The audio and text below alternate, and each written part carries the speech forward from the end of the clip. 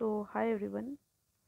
बहुत सारे स्टूडेंट्स का ये डिमांड था कि पेपर 4 भी डाला जाए, अपलोड किया जाए। ठीक है, तो देखिए, जो स्टूडेंट पेपर 3 ऑलरेडी देखे हैं उनको बहुत सारा कॉन्ग्रेचुलेशन, क्योंकि सवाल उसी में से आएगा। और जो स्टूडेंट न्यू देख रहे हैं, हम आपको थोड़ी ही देर, मतलब 1-2 मिनट का टाइम दीजिए। मेरा नाम मनीषा है और पीपीयू में, पाटलिपुत्र यूनिवर्सिटी में पीजी में सबसे हाईएस्ट मार्क्स मिला है मुझे मेरे अपने सब्जेक्ट में। ठीक है, सो इस बताने के लिए बिल्कुल कैपेबल है कि आप बिलीव करिए। और ये इस इम्पॉर्टेंट क्वेश्चन पे इसका प्राइस है 19 रुपया। बहुत सारे स्टूडेंट हैं जो पीडीएफ में लेते हैं और नंबर है 6206609855। बहुत सारे स्टूडेंट हैं जो लिए हैं। ठीक है, लेकिन हर साल ऐसा होता है कि एग्ज़ाम से पहले ये पीडीएफ जो है अवेलेबल भी करवाया जाता है। इसे यूट्यूब पर भी हम डालते हैं, क्योंकि जो स्टूडेंट अगर नहीं भी लिए फिर भी वो पढ़ाई करें। देखिए, बहुत सारे स्टूडेंट हैं जिनको मालूम नहीं होता है कि किस तरह का सवाल आएगा, और ये जो भी है, हम आपको कह रहे हैं कि हम 100 का मतलब परसेंट का विश्वास दिलाते हैं कि आपको जो 4 सवाल लिखना है, पैटर्न क्या है, 10 एमसीक्यू और 4 सब्जेक्टिव है।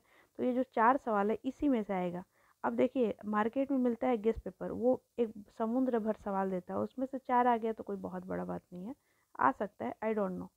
लेकिन ये सिर्फ 15 सवाल है और 15 सवाल में से 100% जिसको कहते हैं कि सवाल इसी से आएगा। और ये एक करते एक्सपीरियंस जो है इंपॉर्टेंट क्वेश्चन का, वो 4 से 4.5-5 साल हो गया। हम यूजी से लेकर पीजी तक का इंपॉर्टेंट क्वेश्चन देते हैं, मैक्सिमम आर्ट्स के सब्जेक्ट का। ठीक है, 900 से ज़्यादा वीडियो है टारगेट मिशन पे। मेरा एम बस इतना ही है। और इस वीडियो को आप सभी, मुझे मतलब मैक्सिमम स्टूडेंट जो मुझे जानते हैं, आप लोग से रिक्वेस्ट है कि आप लोग इम्पॉर्टेंट क्वेश्चन का थोड़ा सा तो मतलब बताइए कि क्या हेल्पफुल है आप लोगों के लिए। और प्लीज़ अपने अपने ग्रुप में शेयर कर दीजिए, क्योंकि हर बच्चे को पता चले कि सवाल इसमें से आएगा और हमको इतना पढ़ के जाना है। आपके एक शेयर से कोई फेल नहीं होगा। और ये इस बार इतना पहले स्टार्ट करने का मेरा मतलब ही यही है। प्लीज़ सुनिए इस बात को, इसलिए क्योंकि देखिए, सेशन जो है 2023 से 27 स्टार्ट हुआ है, तो ये सब जो सेशन ओल्ड वाले हैं वो जितना जल्दी हो सके कंप्लीट हो वो ज़्यादा बेहतर है। अगर कोई भी बच्चा इसमें फंसता है तो उसमें क्या होगा, फिर उसको प्रॉब्लम होगा, क्योंकि पीछे कोई ऐसा सेशन नहीं है। ठीक है, समझ में आ रहा है? क्योंकि आप लोग के जो बाद वाला सेशन है वो नहीं है, आप ही लोग हैं ओल्ड सेशन के लास्ट बैच। क्योंकि उसके बाद आपको 23 से 27 उसमें 8 सेमेस्टर और पूरी तरह से सिलेबस चेंज, और वो सब अलग चीज़ है।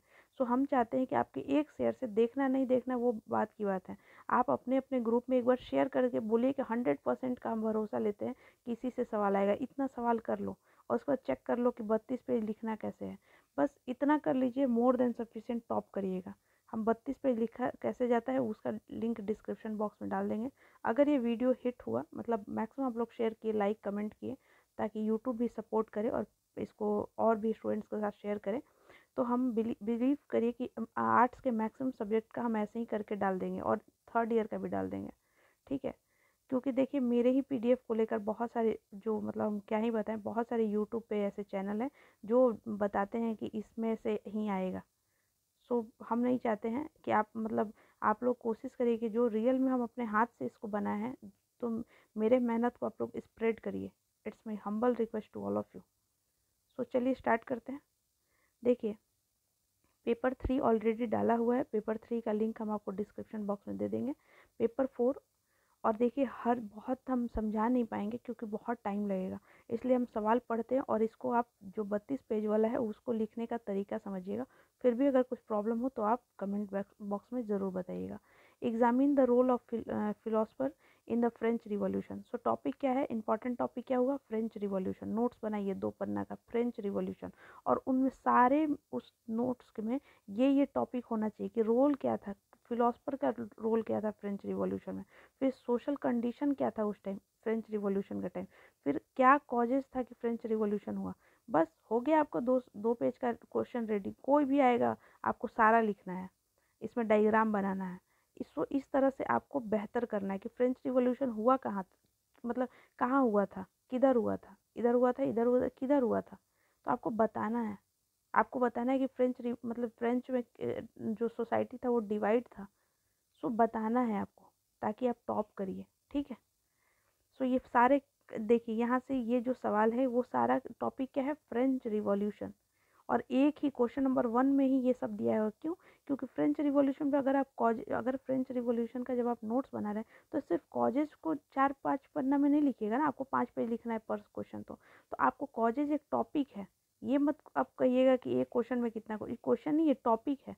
आएगा अगर आपको सवाल कि कॉजेज ऑफ रिवॉल्यूशन, तो आपको ऐसे ही लिखना पड़ेगा। पहले फ्रेंच रिवॉल्यूशन किसको कहते हैं इंट्रोडक्शन देना होगा, फिर आपको टॉपिक बनाना होगा कि फ्रेंच रिवॉल्यूशन मतलब ये इस जगह पे फ्रांस है और फ्रांस में इतने तरह का सोसाइटी जो है डिवाइड था, और उसके बाद वहाँ पे ये कारण से मतलब वहाँ पे रिवॉल्यूशन आया। और जब वो कारण हुआ तो उसके बाद उसको लाने में बहुत सारे फिलोसफर का भी हाथ है।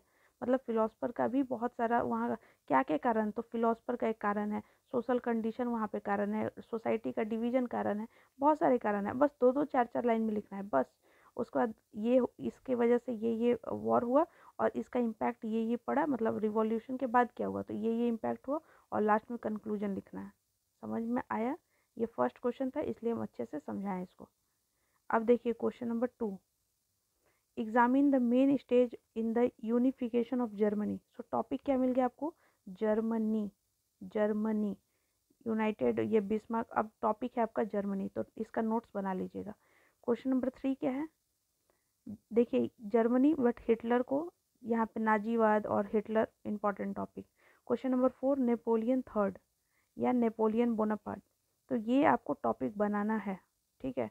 ये हम क्यों एक में दिए हैं, क्योंकि बहुत सारे सवाल में हम देखिए ये पूरे 15 साल के PYQ से सवाल लिया गया है। आप खुद करने जाइएगा तो आपको समझ में आया कितना मेहनत किया गया है। तो सवाल आया है नेपोलियन थर्ड और नेपोलियन टू ऐसे करके भी आया है, इसलिए हम एक जगह दिए हैं कि जो आप 2 पेज का नोट्स बनाइए। अगर नेपोलियन थर्ड भी पूछ रहा है तो आपको थोड़ा बहुत इनके बारे में बताना है, थोड़ा बहुत ऐसे करके बताइए, क्योंकि 5 पेज भरना है उसमें। अब यहाँ भरने का मतलब ये मत समझिए कि गाना नहीं गाना है, क्योंकि हम भी लिखे हैं, हम भी टॉप किए हैं, अच्छे से लिखना है। क्वेश्चन नंबर 5 क्या है? Causes the failure of league of nation. तो सॉरी, सो यहाँ पे क्या करना है, लीग ऑफ नेशन, ध्यान रखिएगा। टॉपिक क्या है? League of nation. League of nation के फेलियर की वजह से यूनाइटेड नेशन ऑर्गेनाइजेशन बना था, तो ये बात को ध्यान रखना है। लीग ऑफ नेशन कब बना था, क्यों बना था, क्या कारण था कि बना था, ये फेल क्यों हुआ। यहाँ पे तो पूछा है अचीवमेंट, लेकिन आप फेल भी बताइए एक टॉपिक पे, फिर उसका अचीवमेंट बताइए। फिर जब मतलब अचीवमेंट तो मतलब इसका फेल और अचीवमेंट दोनों बताना, और फिर इसके बाद जब ये डाउनफॉल मतलब फॉल आउट हुआ, मतलब ये जब बिल्कुल असफल रहा, तो फिर क्या बना, तो यूनाइटेड नेशन ऑर्गेनाइजेशन बना, बताना है, ठीक है। Write an essay on unification of Italy. Topic क्या आ गया? इटली, फासिज्म, ये टॉपिक है। So question number 7, attempt the causes of Russian revolution. So यहाँ पे टॉपिक क्या है? Russian revolution 1917। Question number 8, what were the effect of the second world war, international politics and economic organisation. So topic क्या है? Second world war. Question number 9, discuss the work of the concert of Europe, why did it fall. So यहाँ पे Europe, अब अच्छे से बताइए कि यहाँ से यहाँ तक पूरा ये यूरोप फैला हुआ है, और यहाँ यहाँ तक मतलब ये चीज़ था, फिर ये कैसे डिसइंटीग्रेट हुआ। Map is very important, very very important. जिनको टॉप करना है प्लीज़ बनाइए।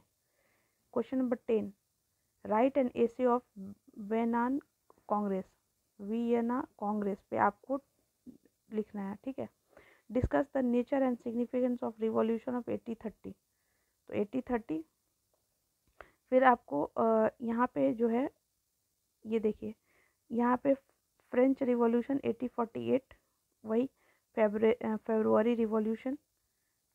यहाँ पे 14 में आपको आ गया अलेक्जेंडर 2, और ये शॉर्ट नोट में आ सकता है ये सब, ठीक है। बस ये कंप्लीट हो गया आपको 15 सवाल। सो आई होप 9 मिनट हुआ है, और 9 मिनट में हम आपको 100% का गारंटी दे रहे हैं। देख लीजिएगा एग्ज़ाम के बाद कि इन्हीं में से सवाल आएगा, और ये नहीं कि हम कोई बाबा जी हैं, मतलब सॉरी कि मतलब हम आपको ऐसे ही बता रहे हैं, नहीं, बिल्कुल भी नहीं। मेरा बस सिंपल लॉजिक है कि ये आपको 10-15 साल के PYQ से मैंने मेहनत करके ये मतलब 15 सवाल निकाला है। सो आप बिल्कुल हेल्प करिए, और फ्री ऑफ कॉस्ट है, please, it's my humble request. हर मतलब हर हिस्ट्री जो पार्ट 2 का ग्रुप है, आप लोग हर अलग अलग कॉलेज से इस वीडियो को देखते हैं। सो अगर आपके एक मेहनत से कोई फेल होने से बच जाए तो प्लीज़ डू समथिंग।